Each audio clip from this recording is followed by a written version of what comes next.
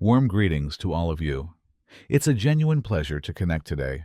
What if one woman's profound regrets could illuminate a path for you, helping you avoid unnecessary struggle in your golden years? This isn't meant to scare you, but to serve as a gentle mirror for those who seek to age wisely and with dignity. Mistake 1. Unconditional trust in adult children. Martha's assumption was that because they were family, her children would inherently prioritize her best interests. While this sentiment is comforting and often true, for Martha, it became the initial, subtle misstep that gradually eroded her independence. Following her husband's passing, she transferred the deed of her home into her oldest son's name to streamline matters. She also added another child to her bank account to facilitate bill payments, and over time, she ceased verifying things herself. What began as a matter of convenience slowly morphed into a quiet absence of her voice. Bills were indeed paid, but decisions regarding her house, her daily schedule, and even her health care began to be made without her input. She never perceived any explicit red flags. Her children were not cruel. They were simply busy, distracted, and occasionally dismissive. She would frequently hear, "We've already taken care of it, Mom," rather than, "What would you like to do?" Her blind trust prevented her from asking enough questions. The day she realized she could not make a financial decision without someone else's signature was the day she wept alone in her kitchen. It was not about the money itself. It was about her profound sense of dignity. Mistake 2. The unintended embrace of loneliness. After her husband's death, Martha was initially surrounded by well-wishers, cards, casseroles, and phone calls. However, as weeks transitioned into months, a pervasive quiet descended and remained. Initially, she didn't mind, even enjoying the stillness and space for reflection. Yet, she failed to perceive how this silence gradually reshaped her life. When a neighbor invited her to a book club, she politely declined. When her church friend offered a ride to Sunday service, she demurred with, "Maybe next time." And when her old friend from her sewing group inquired about rejoining, she simply stated she was too tired. These were not outright rejections. They were subtle, soft exits, gentle goodbyes. Over time, the invitations ceased altogether. Martha had inadvertently conveyed to the world that she was content being alone. But she was not. The silence she once welcomed became an inescapable echo.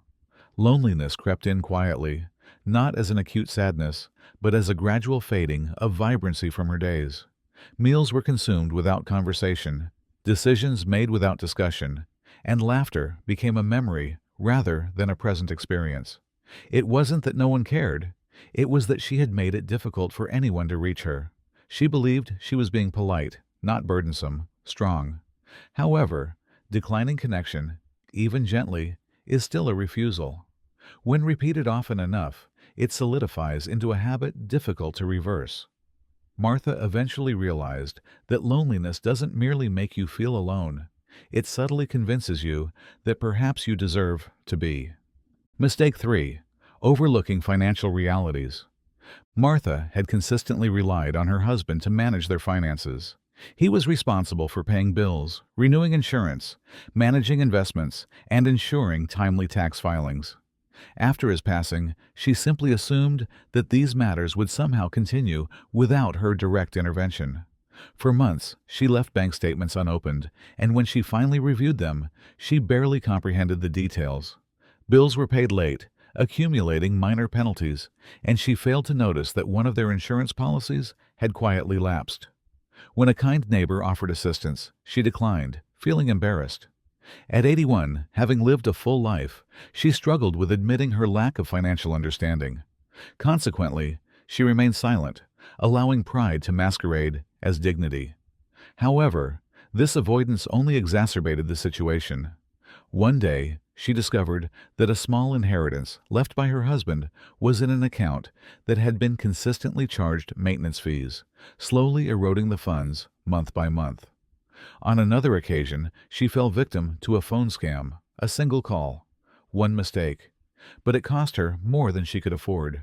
She kept these incidents from her children, unwilling to appear helpless. Yet, this silence ultimately cost her profound peace of mind. Eventually, Martha summoned the courage to ask her daughter to help review her finances. Asking for help was not easy, particularly after a lifetime of being the one others depended on. But that moment of vulnerability proved to be her salvation. They collaboratively set up automatic bill payments, consulted a financial advisor, and even canceled unnecessary subscriptions that had continued to incur monthly charges. Mistake 4. Allowing bitterness to fester. Martha did not perceive herself as angry, yet over time, subtle irritations began to erode her spirit. The neighbor who stopped checking in, the friend who missed the funeral, the distant family member who never called. She rationalized these as mere disappointments. But in truth, she was deeply hurt, and instead of processing that pain, she allowed it to harden. She replayed conversations from years past, clung to grievances like cherished souvenirs, and occasionally lashed out at people unintentionally. One afternoon, her grandson visited, excitedly sharing a school story. But when he accidentally knocked over a vase, Martha reacted with sharp words. The boy flinched, then fell silent. That night she lay awake, realizing her reaction was less about the vase and more about the unresolved emotional burden she carried. Bitterness, when unchecked, distorts our perception of the world. It makes everything seem colder, every silence feel like a rejection, every mistake feel personal. Martha began journaling, not to dwell, but to release. She also joined a grief support group, finding solace in shared stories of loss and healing. Gradually, her heart softened. She extended a hand to the friend she had been avoiding, simply saying, "I miss you." They had lunch the following week. Martha learned that healing does not involve pretending the hurt never happened.